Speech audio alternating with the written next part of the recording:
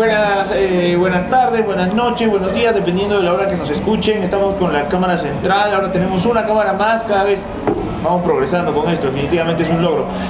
Muchas gracias por acompañarnos una nueva ocasión. En esta oportunidad tenemos la suerte de conocer un poco más acerca de lo que es Boticario, la historia de Boticario, cómo ha ido evolucionando a lo largo del tiempo y también conocer más a profundidad a quien, pues de alguna forma la ha podido llevar a donde está. Y antes que nada quería agradecer también a Claudia, que no ha podido estar presente, pero es quien nos pudo dar los alcances y la facilidad de que podamos estar acá con Diego.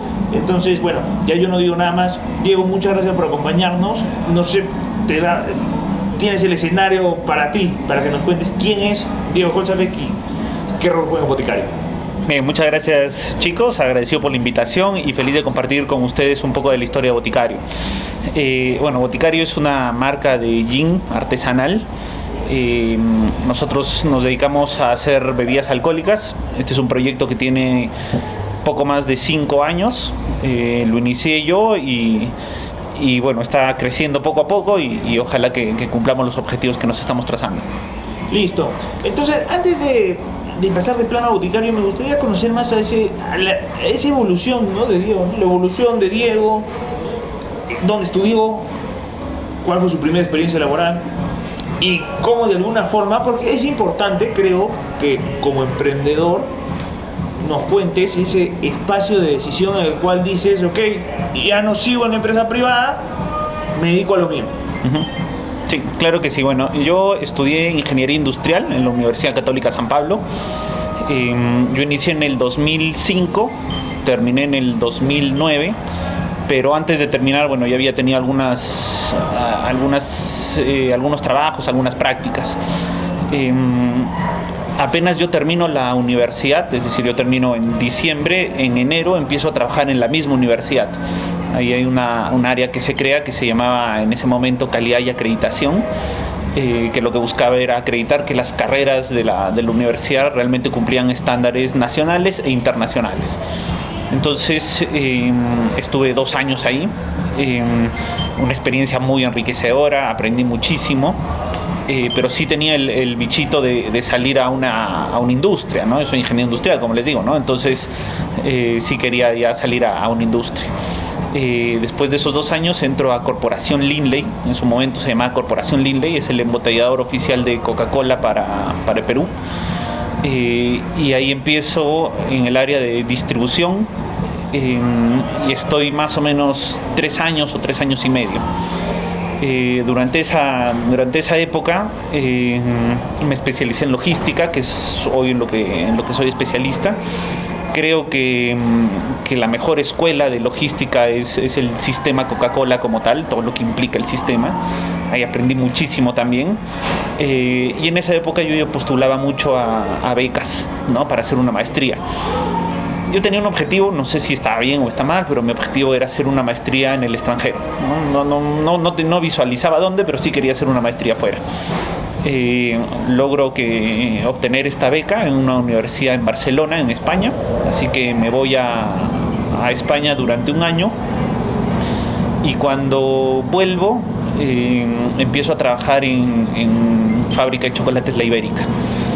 Y ahí tenía ya un puesto de jefatura que era ya algo más potente y ya tenía personas a cargo, las decisiones eran diferentes y era muchísimo más responsabilidad.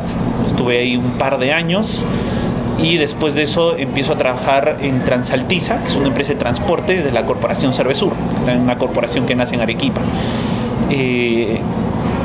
El último año que estoy en La Ibérica y casi el primer año que empiezo a trabajar en Transaltiza, ya surge la idea de Boticario. Ya empezamos, no la idea, ya surge la empresa como tal. La idea venía mucho antes y surge la empresa, empezamos a vender nuestras primeras botellitas y he estado 5 años y medio en Transaltiza, creo, ¿sí? O 5 años casi, y luego de eso, a partir del año pasado ya me dedico 100% a Boticario. Entonces un poco mi trayectoria profesional. Justo nos habían pasado, antes de venir, como que una especie de breve reseña histórica de lo que era Boticario. Nos lo facilitaron y ahí había una cosa muy interesante que me llamó mucho la atención, que era 4 generaciones haciendo destilados artesanales, ¿no? Entonces, 4 generaciones, bueno, 3, ¿no? Porque tú eres la cuarta, imagino. Sí, correcto. Claro, entonces 3 generaciones que de repente no se animaron a hacer empresa. ¿Cómo fue convencerlos para que sí, a ver, 3 generaciones den el cambio para que una sí lo haga? Sí, o sea, de hecho, de cierta forma sí hacían empresa, ¿no? Te cuento un poco la historia, ¿no? Boticario se realiza en el Valle de Majes. El Valle de Majes es un valle muy rico, muy fértil, que a 3 horas y media de acá más o menos. En la provincia de Castilla, la capital es Aplao, y como anexo a Aplao hay un pequeño pueblito que se llama Acoy. Entonces, hace más de 100 años, mi bisabuelo decide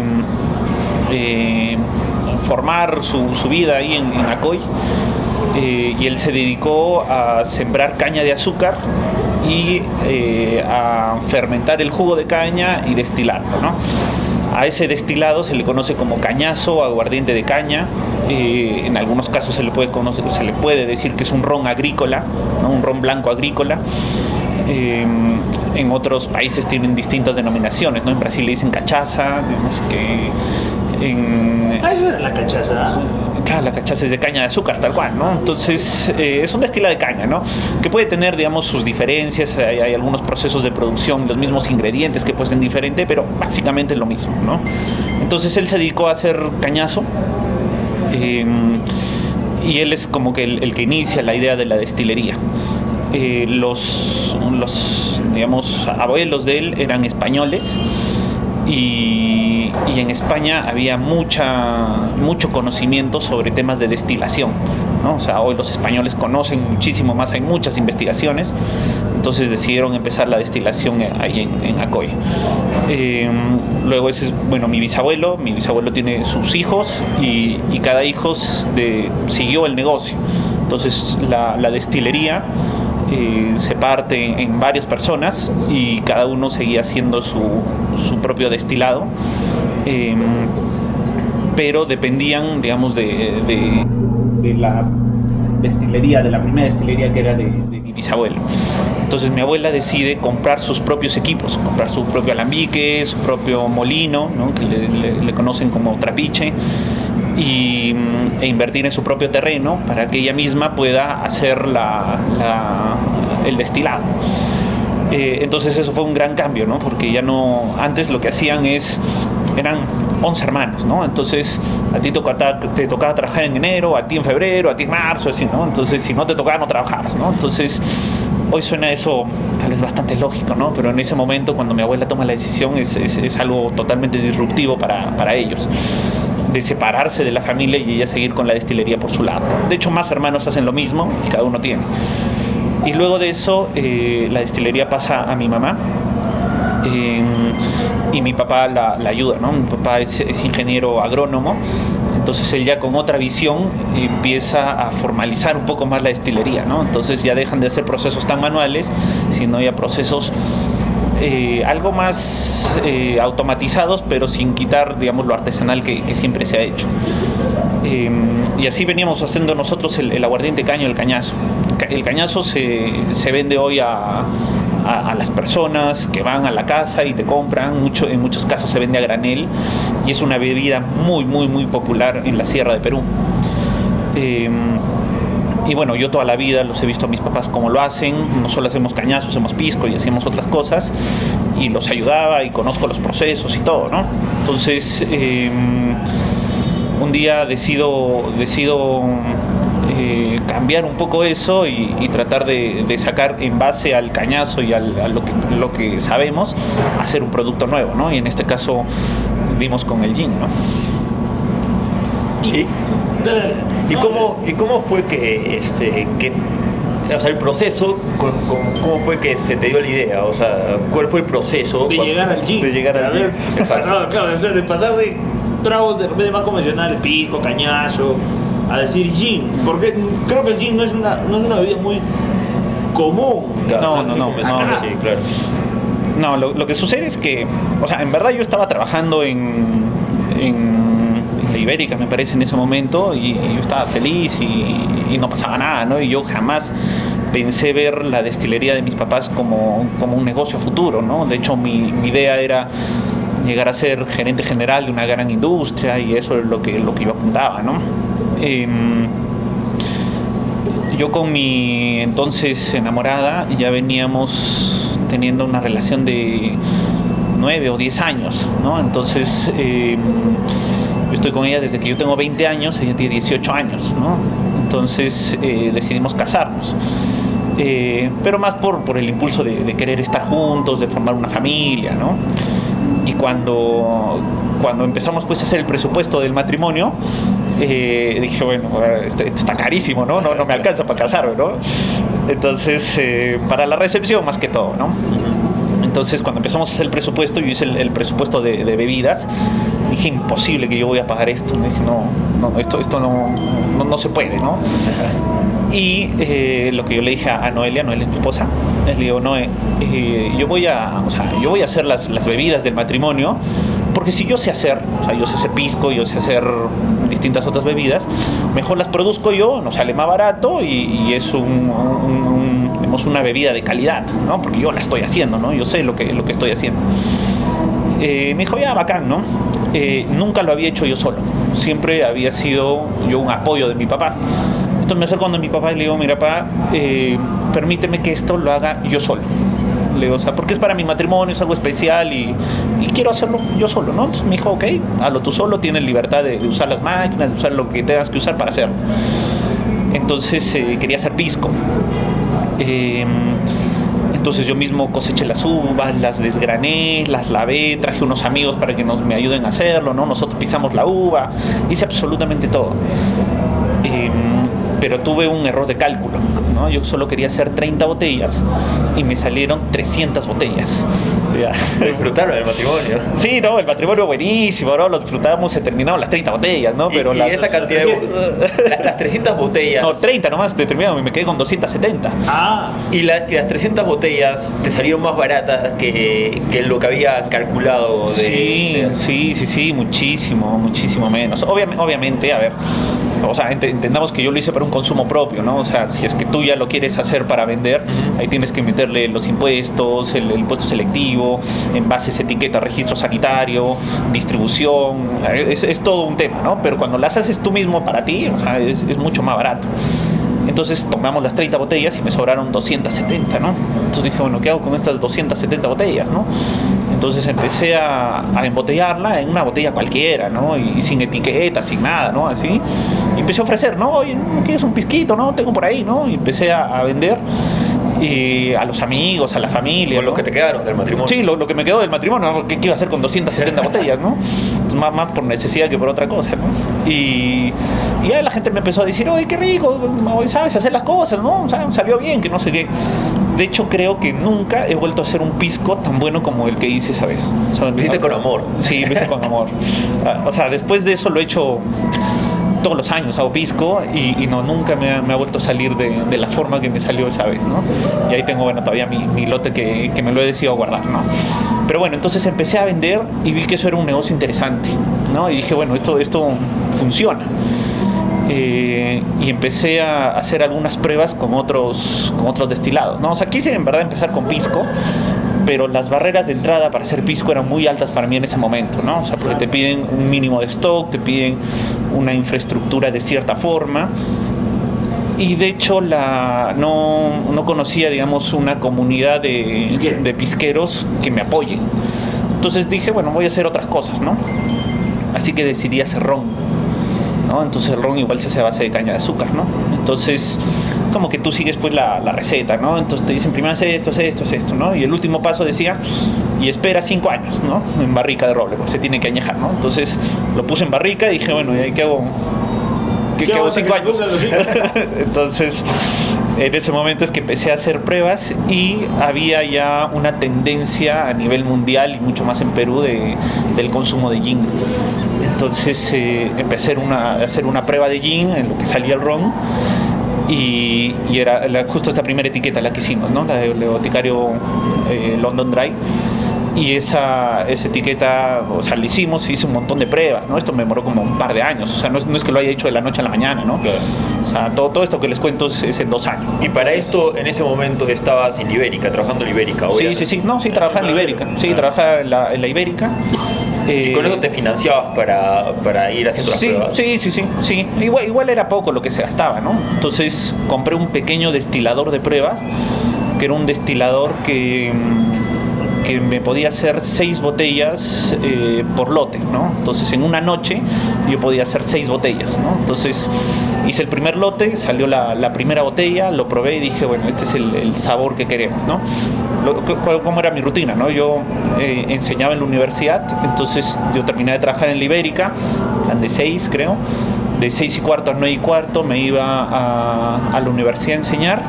Regresaba a mi casa a las 10, entre que cocinaba, arreglaba todo, más o menos empezaba a destilar a las 11 de la noche y terminaba a las 3, 4 de la mañana. Y después descansar un par de horitas y con las mismas levantarme y volver a trabajar a la Ibérica, ¿no? Entonces eso era mi ciclo de todos los días. ¿Y cuánto tiempo llegaste a tener ese tipo de, o sea, ese estilo de vida, por así decirlo? Como, o sea, solo para sacar las pruebas como un año y medio, ¿no? Año y medio durmiendo nada prácticamente. Sí, y tratando de sacar hasta que encuentre el sabor, ¿no? Hasta que un día, una noche encontré el sabor que quería y dije, ok, este es, ¿no? Por fin llegué a lo que quería.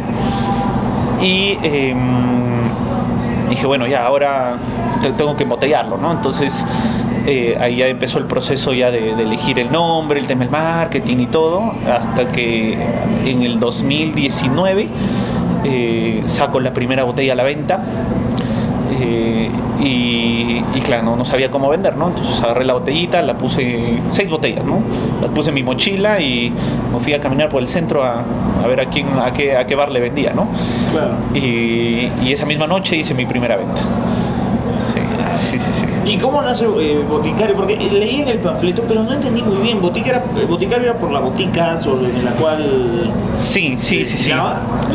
No se destilaba. Lo que sucede es que nosotros cuando hacemos la producción de Boticario, todavía lo hacemos artesanal, y para elegir los botánicos o los ingredientes del gin, se eligen uno por uno, se pesan en balancitas y se tiene mucho cuidado, ¿no? Entonces, por ejemplo, en el tema del limón, ¿no? Nosotros usamos cáscara de limón para hacerlo, ¿no?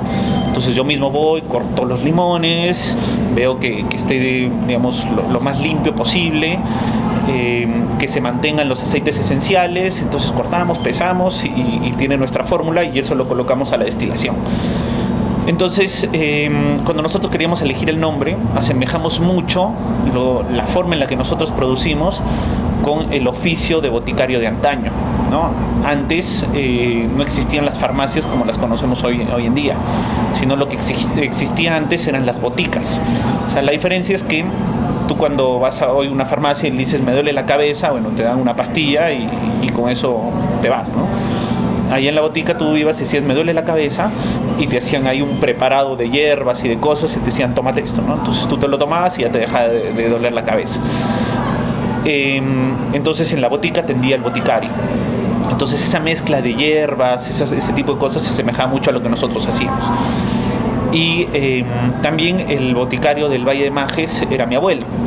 Entonces también es un poco en honor a él que le colocamos boticario al producto, ¿no? Entonces mi abuela era la de la destilería, claro, y mi abuelo era el boticario del Valle. ¿Y cómo se hace un buen trago? ¿Cómo se hace? Con mucho amor. No, pero... Lo he demostrado. No, sí, eso sí, digo, pero yo particularmente no sé, yo creo que soy bastante ignorante en este tema. Claro, yo también. Pero digo, ¿cuál es el criterio para decir este trago es bueno y este trago es malo, sin necesidad de que al día siguiente te duela o no la cabeza? Claro. Lo que pasa es que cuando... O sea, a ver, el alcohol se crea a partir de un proceso de fermentación, ¿no? La fermentación es levadura que convierte el azúcar en alcohol, ¿de acuerdo? Entonces depende mucho de la levadura que tú uses para las notas de alcohol que tú tengas, ¿de acuerdo? Pero ese es el proceso de fermentación. Entonces hay bebidas que solo son fermentadas, son bebidas alcohólicas, por ejemplo el vino, la cerveza, ¿no? O sea, el vino es jugo de uva que se fermenta y a eso fermentado ya le llamamos el vino. Obviamente tiene procesos de filtrado, de decantación, tiene muchas más cosas, pero en líneas simples es eso. Después de fermentar, algunas otras bebidas tienen un siguiente proceso que es la destilación. La destilación es un proceso de separación de líquidos a través de punto de ebullición, ¿no? Entonces el agua, por ejemplo, a nivel del mar ebulle a los 100 grados, pero el alcohol más o menos a los 80 grados. Entonces, si tú agarras una olla con agua y alcohol mezclado y tú lo elevas en temperatura, lo primero que se va a evaporar es el alcohol y después se va a quedar el agua, ¿no? Porque su punto de ebullición es menor. Entonces, un alambique o un proceso de destilación es eso, ¿no? Tú tienes una mezcla de líquidos, que en este caso es el jugo de caña fermentado, es decir, un jugo de caña pero ya tiene alcohol, y le pones fuego abajo, lo calientas y lo primero que se evapora es el alcohol. Entonces el alcohol se evapora, pero el alambique es cubierto, ¿no? Entonces se evapora y va por unas tuberías y luego en esas tuberías tú le aplicas frío y lo condensas. Entonces ya te sale el alcohol, digamos, así de este color, ¿no? Transparente. Ahora, en ese proceso hay mucho, ¿no? Químicamente y físicamente hay muchas cosas, ¿no? Entonces existen distintos tipos de alcoholes. Existe el alcohol metílico o el metanol, que es un alcohol que es perjudicial para la salud. Pero el alcohol metílico tiene un punto de ebullición un poquito más bajo que el alcohol etílico, que sí es el que es apto para el consumo. Entonces eso significa que lo primero de alcohol que te sale es alcohol metílico y eso lo tienes que separar, ¿no? Eso le llaman la cabeza. Y después te viene todo el alcohol etílico y después te vienen algunos otros elementos químicos que le pueden dar un sabor algo diferente a tu destilado. Entonces, si tú no quieres que te duela la cabeza, lo que tienes que hacer es botar más la primera parte del proceso, que es lo que le llaman la cabeza. ¿Cómo sabes cuánto botar? No se sabe. O sea, ahí es maña del destilador. O sea, porque empieza a salir y sale y dice, bueno, yo creo que ya, corto la cabeza, esto es cabeza. Como él podría decir que es así, él podría decir que es así. En nuestro caso, nosotros botamos harta cabeza, porque, digamos, probablemente esté botando yo alcohol del bueno, pero prefiero asegurarme y que la gente no tenga un destilado de mala calidad. La última parte no es dañina, pero sí le da un sabor raro. Entonces, que lo llaman la cola. Entonces tú también en algún momento tienes que agarrar y decir, bueno, hasta acá queda la cola, ¿no? O sea, hasta acá queda el cuerpo y esto es cola, ¿no? Pero eso también depende del destilador al momento de hacerlo, ¿no? Porque no se puede analizar en laboratorio eso en ese momento. Y eso, como te digo, le da un sabor raro. ¿Qué es lo que ocurre? Si tú botas mucha cabeza y tú botas mucha cola, el cuerpo que te quedas es poquito. Entonces, de cierta cantidad de caña de azúcar, en nuestro caso, te podría salir así de cuerpo o te podría salir así de cuerpo, ¿no? Pero la cantidad de materia prima es la misma. Entonces, nosotros nos quedamos con poco cuerpo y eso hace que nuestro producto sea caro. Entonces, como si es que yo en algún momento quisiera bajar costos, podría agarrar y decir, bueno, voy a hacer que alargar. Meto cabeza, prácticamente. Claro, pero eso hace que la calidad baje, ¿no? Claro. Entonces, en líneas generales va por ahí. Depende mucho también del equipo que se utilice, del alambique. Nosotros estamos acostumbrados a un alambique de una destilación directa, que es algo muy, muy básico, pero para nuestro caso nosotros usamos columnas de rectificación y platos rectificadores. Entonces es un diseño que lo hemos hecho con mi papá y que gracias a eso también la destilación es mucho más pura, porque hacemos como destilaciones continuas en un mismo alambique. Entonces eso hace que sea un producto también de más alta calidad. Algo que ya Boticario tiene 5 años, ¿cierto? Sí, un poquito más, ¿no? 5 años y medio. 5 años y medio más o menos. Y creo que es una pregunta interesante porque yo honestamente vi, bueno, no sé si decir vi el boom, pero yo particularmente, que no tomo mucho, o sea, recién me escucho con mayor profundidad Boticario desde hará 1 año y medio, puede ser, un par de años. Sí. Entonces imagino que es como que ha habido 3 años de consolidación y 2 años y medio, 2 años de alguna forma de no sé, de crecimiento, ¿no? No sé si decir exponencial, pero más o menos por ahí va, ¿no? O sea, ¿cuál es la dimensión que tiene Boticario ahora, ¿no? Sí, o sea, de hecho, cuando nosotros empezamos fue en marzo, o sea, la primera botella la vendemos en marzo 2019 y la pandemia empieza en marzo 2020. Entonces nuestra estrategia fue primero empezar con bares, restaurantes, entonces era un trabajo de hormiga, ¿no? O sea, era yo ir a la hora del almuerzo que tenía en las empresas, o ir a las tardes, noche, o los sábados, los domingos, a tocar puertas y decirles, bueno, esto es Boticario, que lo estamos haciendo, y ofrecer. Me habrán cerrado pues 50 puertas por cada una que me abrían, ¿no? Y empezamos a hacer este trabajo poco a poco, y cuando recién estuvimos creciendo un poquito, vino la pandemia y todos los restaurantes, bares y todo cerró, ¿no? Entonces todo el trabajo que se hizo ese año estuvo prácticamente muerto al agua, ¿no? Muchos de ellos cerraron, de mis clientes cerraron y nunca han vuelto a abrir, ¿no? Ya se han dedicado a otros negocios, ¿no? Felizmente, digamos, en pandemia pudimos sobrevivir de cierta forma. Empezamos a tratar de hacer deliveries, de ver algunas cosas, y recién en el 2021 es como que volvemos a iniciar el trabajo con Boticario, ya cuando las puertas empiezan a abrir un poco más y hay más flexibilidades para bares, para discotecas, para restaurantes. Y volvemos a empezar 2021 y luego ya creo que 2022 ya empezamos a agarrar algunas cuentas importantes. 2023, que ha sido el año pasado, ya nos consolidamos un poco más en el mercado de Arequipa, y este año ya hemos empezado con mercados como Trujillo, Chiclayo, Piura, Cusco, Tacna, Moquegua, Puno, Lima. Entonces todavía nos falta por ahí cerrar algunos mercados como Huancayo, Ica, que nos interesan, pero sí, es un poco fue como ocurrió todo, ¿no? ¿Y cómo fue que dijiste me voy a dedicar al 100% a Boticario? No, una decisión dificilísima, porque no sé si estuvo bien o estuvo mal el timing, ¿no? Pero tal vez me demoré mucho en tomar la decisión, ¿no? Pero sí quería estar totalmente seguro de que yo podía dedicarme al 100% sin dejar de descuidar las responsabilidades que tengo, ¿no? Les conté, bueno, de mi esposa, ¿no? En todo este transcurso tuvimos dos pequeñas niñas, ¿no? Entonces ahora una tiene 5 años y la otra tiene un añito, ya está próxima a cumplir 2 años. Entonces yo me retiraba el año pasado, casi hoy estoy cumpliendo 1 año casi.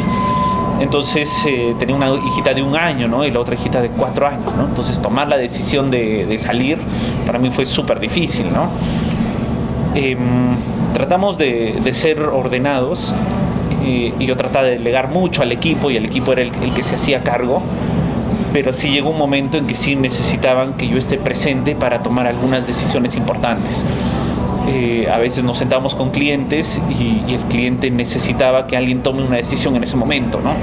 Entonces uno puede venir con una propuesta preciosa y le dice, mira, te propongo esto, y el cliente te dice, bueno, ¿qué te parece si hacemos esto y esto, estos cambios, ¿no? Entonces lo que le pasaba a mi gente es que eran cambios que, digamos, requerían una fuerte inversión y requerían un poder de decisión para tomar eso, ¿no? Entonces lo que sucedía es que le decían, sí, ya, bueno, ya te comento los cambios, voy a consultarlo y regreso.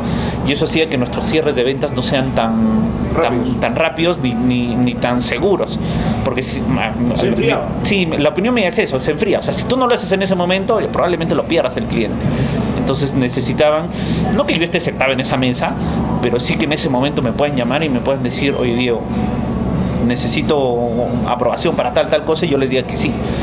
Pero yo tener otras responsabilidades, muchas veces me llamaban, yo no podía contestar, o me mandaban un WhatsApp y yo lo respondía media hora después, y se perdía la negociación.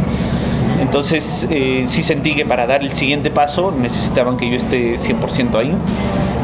Procuré que todo esté lo más ordenado posible antes de salir, y creo que igual no hay un momento correcto ni un momento exacto para salir, ¿no? O sea, quise que todo esté ordenado, salí, y creo que lo desordené más yo probablemente, ¿no? La gente está acostumbrada a trabajar sin mí, y cuando yo llego como que, digamos, quería cambiar muchas cosas, y probablemente algunas otras no debí cambiarlas.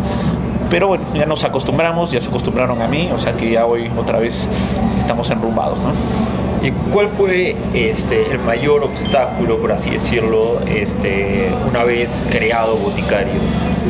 Yo creo que son varios, ¿no? No podría decir uno solo, y creo que todos los días nos enfrentamos a obstáculos, ¿no? O sea, decir que hoy no tenemos obstáculos y que estamos creciendo sería mentirles. Todos los días tenemos obstáculos y tenemos que tomar decisiones difíciles. Yo creo que la pandemia fue una de las cosas más difíciles porque estaba en pleno crecimiento para todas las industrias, y de hecho por no ser nosotros de primera necesidad, no teníamos permiso del gobierno para producir. Recién en agosto, septiembre nosotros pedimos un permiso especial con otros destiladores y nos permiten la producción de bebidas alcohólicas. Y recién ahí es que empezamos a tratar de resurgir de alguna forma. Felizmente la producción de cañazo como tal, que es nuestro destilado base, eso siguió y eso creció enormemente en pandemia, ¿no? Que era algo que nosotros no esperábamos, ¿no? Pero la gente empezó a comprar muchísimo más, y eso nos dio opción de invertir en nuevos terrenos, sembrar caña y soportar el crecimiento que hoy tenemos en Boticario. Yo creo que si no hubiésemos tenido ese empujón de pandemia, no hubiésemos podido soportar la operación de hoy, ¿no?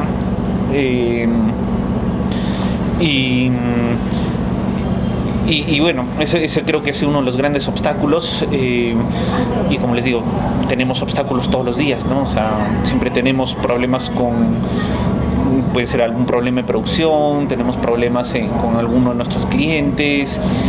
O sea, a ver, alguna vez yo he tenido un lote que les digo, ¿cuánto era? Es unos 500 litros de gin que salieron mal, ¿no? Y 500 litros de gin, o sea, eso está valorizado, son 40.000, 50.000 soles, ¿no? Y no había forma de arreglarlo, ¿no? Entonces llamé al equipo y les dije, bótenlo al desagüe, ¿no? O sea, no funciona esto, ¿no? Me dijeron, no, Diego, que algo se puede hacer, que no sé qué. Le digo, que quiero decirlo una vez porque después me voy a arrepentir, ¿no? Ábranlo y voten, ¿no? Y tuvimos que votar eso, ¿no? Entonces es volver a empezar de cero, es fallarle a los clientes. Imagínense que todo el mundo nos llamaba y nos decía, oye, pero me dijiste el producto, me dijiste esto, y dónde está, y cómo puedo operar, y cómo hago. Y tratar de priorizar es dificilísimo, ¿no? O sea, tienes 10 clientes y te alcanza solo para uno. ¿A quién le das? ¿No? Entonces era todos los días ir, llamar, discúlpame que hemos tenido un problema, ya va a venir, y hasta que podamos recuperar, ¿no? En 2022 tuvimos una crisis de botellas. Cuando empezó todo este tema de las vacunas y todo eso, todo el vidrio se estuvo destinando a las vacunas y no había producción de botellas, o sea, 0 botellas en verdad, ¿no? Entonces yo tenía producción, tenía clientes, tenía pedidos, pero no tenía botellas. Entonces ahí ver cómo arreglábamos en la medida que se pueda, ¿no? Recuerdo que por ahí buscando por todo el mundo me comentaron que había un pallet en Brasil de botellas y lo necesitamos urgente, así que trajimos el pallet en avión, ¿no? O sea, eso desde un punto de vista logístico eso es una aberración, pues, ¿no? O sea, creo que perdimos plata ya, pero la necesidad era que los clientes sigan teniendo y cumplir con los clientes y no fallar, ¿no? Entonces problemas hemos tenido miles y bueno, todavía sobrevivimos. ¿Y cuál ha sido el peor momento que has pasado tú, o sea, en este proceso? El peor momento, yo sí creo que la pandemia ha sido lo peor, ¿no? O sea, la pandemia fue lo peor que nos pasó porque el trabajo prácticamente era de una sola persona, ¿no? O sea, era ir. O sea, a ver, para que me entiendan, ¿no? En esa época, hoy ya tenemos un equipo de trabajo, ¿no? Pero en esa época era prácticamente yo solo el que hacía todo, ¿no? Entonces era salir, ofrecer el producto y te decían, sí quiero el producto. Y le decía, ya, mañana viene el repartidor, ¿no? Y yo era el repartidor, ¿no? Entonces, mañana ahí con gorro, lentes, ¿no? Ibas y le entregabas el producto, ¿no? Entonces ya facturación le va a avisar, ¿no? Entonces del celular de mi mamá, ¿no? Le mandaba la factura, ¿no? Para que no piense que es el mismo, ¿no? Yo barría, yo producía, yo embotellaba, yo lavaba, yo hacía absolutamente todo. Y eso lo hice durante un año y pensando que esto podía ser grande, y después de eso viene pandemia y me tira al piso todo, ¿no? Entonces ahí sí me cuestioné mucho si es que realmente había valido la pena los 2 años de estar trasnochando hasta encontrar una fórmula, si valía la pena descuidar tanto mis temas personales o de amigos, familia, mi misma esposa, por salir y tratar de que esto funcione. Pero felizmente, bueno, tuve ahí el apoyo de mi familia y decidimos creer en el proyecto y continuar. Y como les digo, o sea, lo que surgió en pandemia fue algo totalmente inesperado, ¿no? O sea, yo recuerdo una vez, estando en Majes, se acercó un policía, ¿no? Nos dijo, quiero una botella de cañazo, ¿no? Entonces, bueno, una botella, ¿no? Debe tener valor pues de 15 soles, ¿de acuerdo? La botella que compró, ¿no? Entonces leímos la botella y se fue, ¿no? A las 2 semanas y media vuelve el mismo policía y dice, hola, ¿qué tal? ¿Se acuerdan que me vendieron una botella? Le dijimos, sí, bueno, ya quiero 5.000. Nosotros, ¿qué pasó, no? Entonces dijo, no, lo que pasa es que agarré esta botella y se la di a no sé qué comisaría, y de todas las comisarías la única que no se contagió de COVID fue ella. Entonces ¿verdad que dijeron que el cañazo? Es que claro. Sí, viste en la nota, claro, una nota de que el cañazo era curaba el COVID. Entonces, de hecho, Johnny Lescano, que en ese momento era congresista, salió a decir públicamente que el cañazo curaba el COVID. Y yo no creo que cure el COVID, ¿verdad? Pero curará las penas. Pero la gente empezó a escuchar eso y empezó a lanzarse, y nosotros ya no teníamos producción para dar, ¿no? La caña se demora 1 año y medio en crecer. ¿Por qué la cosechas después de 1 año y medio? Porque tiene la madurez suficiente, es como una fruta, ¿no? Está madura, tiene la cantidad de azúcar suficiente como para que sea una producción rentable. Entonces, ese azúcar, como les dije, se convierte en alcohol. Mientras menos azúcar haya, menos alcohol tienes, ¿no? Entonces, si tú cortas la caña verde, como se les dice, vas a tener menos alcohol, ¿de acuerdo? Pero teníamos tanta producción, o sea, tanta demanda, y no teníamos producción, que empezamos a decir con mi papá, bueno, cortemos la caña verde, ¿no? Y cortamos la caña verde y nos salía poco alcohol, pero lo poco que teníamos lo vendíamos y no nos daba abasto, y la gente estaba afuera y nos rogaban, decía, por favor, véndeme. Y le decimos, es que te juro que no tengo, le digo, te vendería, pero no tengo. Entonces, eso es 4 o 5 meses después de que declaran que la pandemia, ¿no? Entonces era 5 meses en donde yo estaba cuestionando si es que debía o no continuar con el proyecto, y surge esto, ¿no? Y era algo impensado que jamás lo podría haber visto, y como les digo, eso fue la base para que ampliemos los terrenos, ampliemos planta, hagamos muchas cosas, y hoy podamos seguir continuando con el crecimiento que tenemos. Una cosa que me pareció interesante fue con esa anécdota de botar 500 litros eran, ¿verdad? Que era ese compromiso con la calidad, ¿no? Uh-huh. Había, justo estábamos, de hecho, a ver, de estas son unas 2, 3 preguntas, creo que derivan. La primera es, tú has trabajado en logística, yo también he trabajado en logística. ¿Qué tan importante, para mí es muy importante, pero qué tan importante es controlar todo, o sea, desde la planta de cosechas hasta el sello de la botella, para mantener esa excelencia en el producto? O sea, qué tan importante es para Boticario mantener esa línea de control total de la calidad, que hace que de alguna forma pues el producto sea bueno, ¿no? Y por algo sigue en el mercado, ¿no?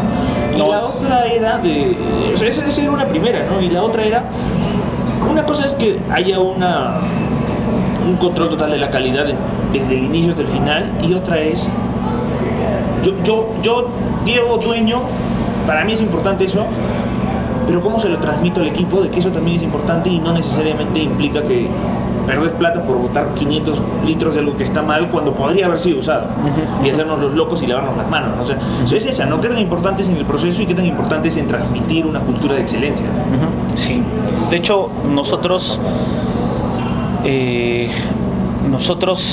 tenemos un proceso de producción que le llamamos del campo a la botella, ¿no? Nosotros empezamos desde la siembra de la caña. Entonces, desde la siembra nosotros tenemos una forma de sembrar, ¿no? No sembramos como, digamos, a la mala, sino hay ciertos parámetros y ciertos estándares para que la caña salga bien.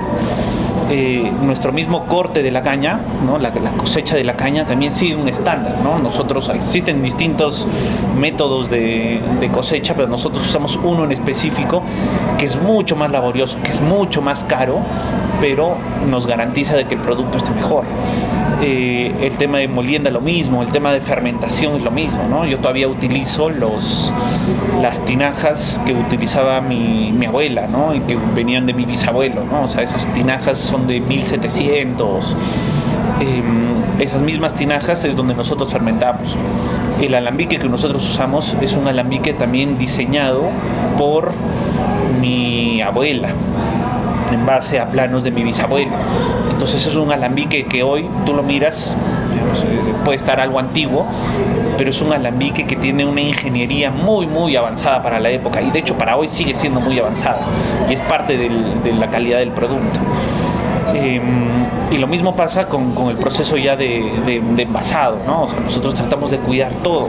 No les voy a mentir que algunas veces hemos cometido errores, ¿no? O sea, nuestro crecimiento ha sido tan rápido que alguna vez yo he recibido reclamos, que he recibido llamadas de clientes, y lo que tratamos de hacer nosotros es solucionar en el momento. No existe una solución perfecta. O sea, una vez que un producto llega con algún tipo de defecto al mercado, eso no lo vas a poder borrar, ¿no? Pero lo que sí nosotros tenemos una política de reemplazar siempre el producto, sea como lo haya adquirido, ¿no? A veces hay personas que adquieren el producto y lo tienen almacenado en el sol.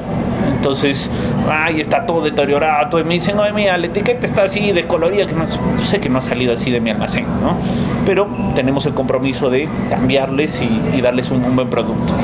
El crecimiento ha sido muy muy complicado para nosotros, tratar de manejar el estándar. Como les digo antes, yo etiquetaba mismo la botella, o sea, yo la producía, yo la filtraba, yo la etiquetaba, yo le ponía absolutamente todo. Más o menos yo en hacer 32 botellas me demoraba unas 8 horas, ¿no? Entonces, y lo hacía toda la madrugada, ¿no? Entonces, pero cuidaba absolutamente cada detalle. Evidentemente hoy no puedo hacer eso, ¿no? Entonces hoy nosotros tenemos una producción de más o menos 1500, 1800 botellas mes. Entonces es imposible que yo lo siga viendo. El proceso de automatización, el proceso de crecimiento implica que tenemos que reajustar muchas cosas, pero el compromiso está. Y la única forma que yo veo de transmitir esto al equipo es con el ejemplo, ¿no? O sea, si es que yo algún día tomo la decisión y les digo, ¿saben qué, chicos? No sé, el gin no ha salido como debería, pero saquémoslo nomás. El mensaje que estoy dando es, la calidad no es lo importante, saca nomás el producto.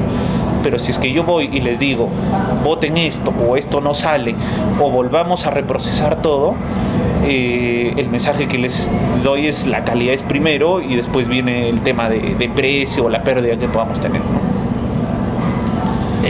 A mí una cosa que me interesa mucho, que me ha interesado bastante, ha sido que has pasado por momentos difíciles en medio, ¿no? de este proceso de implementar o de empezar a trabajar la marca de Boticario, ¿no?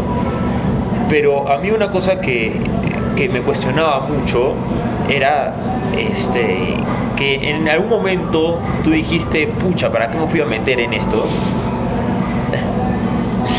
O sea, lo que pasa es que es complicado, ¿no? O sea, tener un emprendimiento es meterle todos los días dinero, es meterle todos los días tiempo, es meterle todos los días pasión, y muchas veces no ves la luz, ¿no? O sea, muchas veces estás metiendo y llega un momento en el que no sabes hasta cuándo va a ser, ¿no?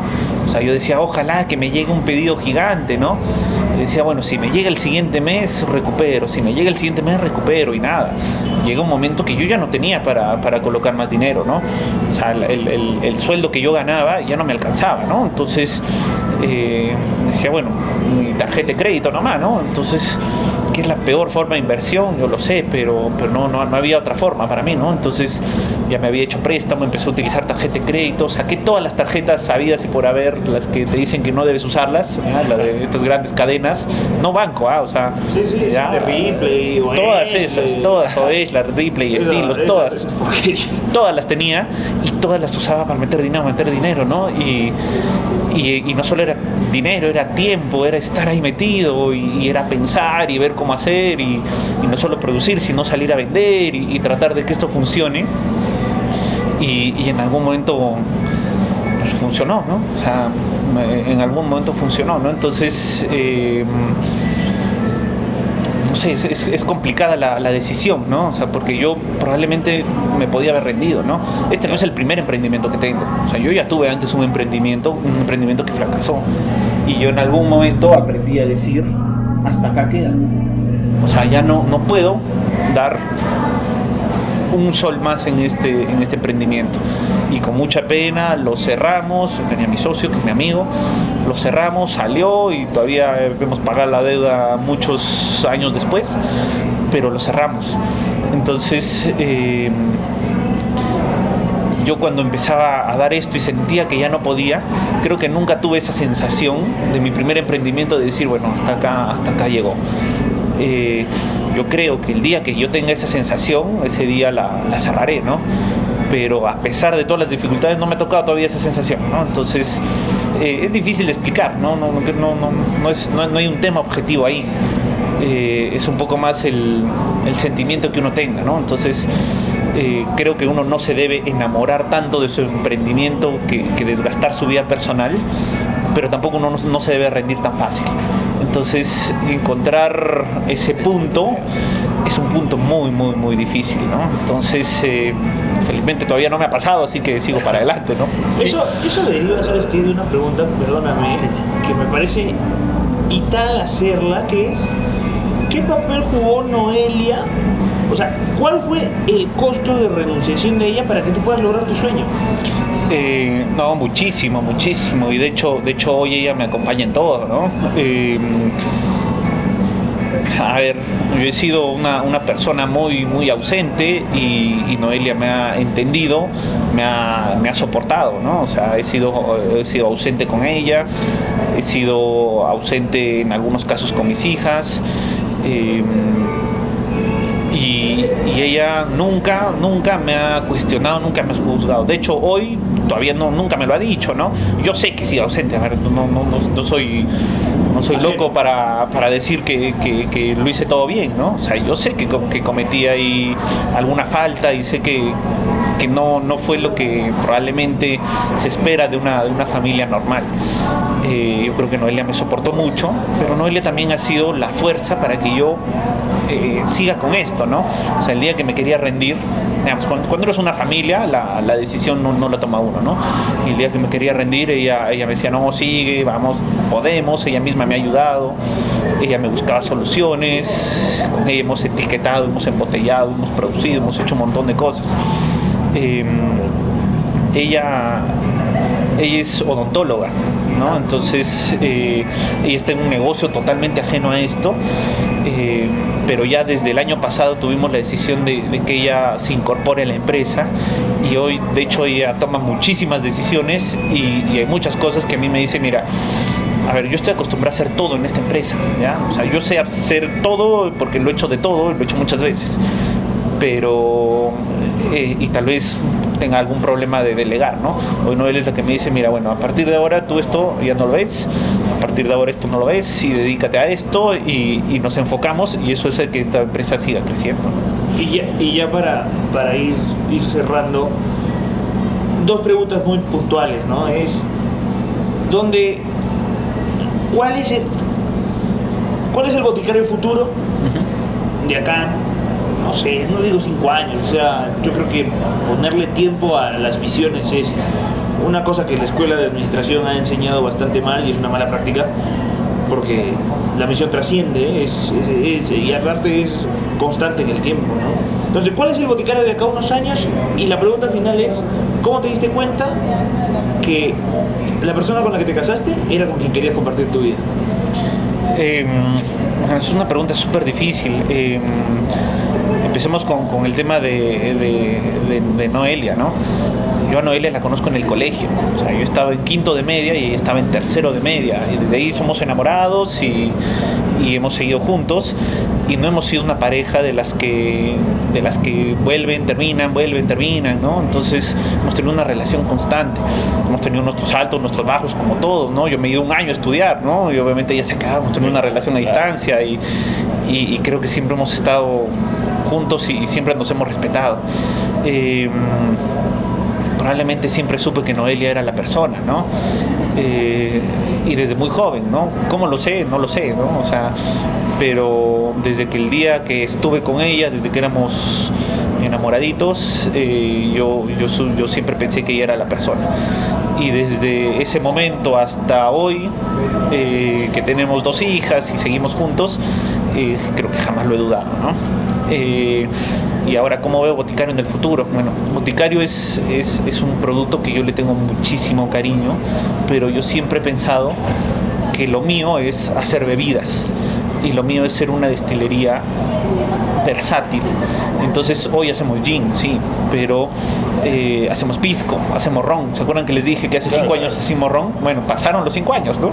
Entonces ya tenemos ya nuestro lote de ron. Entonces Para probarlo. entonces y yo quiero probar con muchas cosas, ¿no? O sea, tengo ahí un proyecto de hacer un whisky, tengo 2 gines más que están próximos a salir, hago muchas bebidas. Entonces a mí lo que me pasó con Boticario es que yo sentía que la gente no aprecia lo que nosotros tenemos en nivel Arequipa y a nivel Perú. Uno de los ingredientes más importantes para nosotros en Boticario es el molle. Y el molle se encuentra en todo lado, ¿no? Yo tengo mis árboles de molle, pero tú sales acá a la calle y ves molle por todo lado. Y la gente no le da ese valor al molle. Y no solo el molle, sino un montón de botánicos más y un montón de frutas. Entonces lo que yo quiero hacer es tomar todas esas cosas que ocurren, ver la vida con otros ojos y preparar bebidas totalmente especiales, totalmente espectaculares. Eso es lo que yo quiero. Si es que podemos hacer que esto sea, digamos, rentable y que sea una bonita empresa, es lindo, ¿no? Pero yo veo Boticario al futuro como una empresa totalmente versátil, una empresa que hace muchísimos productos, una empresa que hace cosas de gran calidad y una empresa que te puede sorprender del sabor, ¿no? O sea, decirte, oye, mira, he hecho un whisky de tal tipo, ¿no? Y que tú digas, wow, jamás en mi vida he probado esto. Entonces yo veo Boticario como una empresa, una botica, ¿no? Que crea, hay algunas cosas que le saldrán mejor que otras, pero una empresa que crea y que busca sabores y que nunca se cansa de buscar sabores. Y yo sí quiero compartir esos sabores a nivel mundial.